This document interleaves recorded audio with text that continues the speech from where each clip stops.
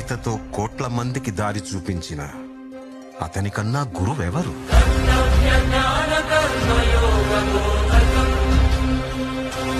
రక్షణ కోసం సముద్రం మధ్యలో ద్వారకా నగరాన్ని కట్టిన అతనికన్నా గొప్ప ఆర్కిటెక్ట్ ఎవరు?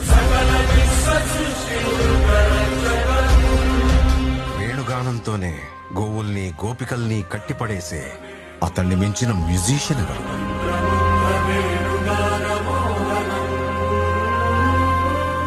ధర్మం కోసం యుద్ధం చేయమని చెప్పిన అతన్ని మించిన వీరుడెవరు?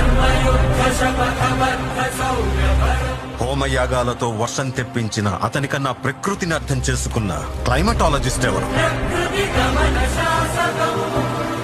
అన్కంట్రోలబుల్ ఆర్పిఎంతో తిరిగే సుదర్శన చక్రాన్ని కంట్రోల్ చేసే అతనికి మించిన కైనెటిక్ ఇంజనీర్ ఎవరు?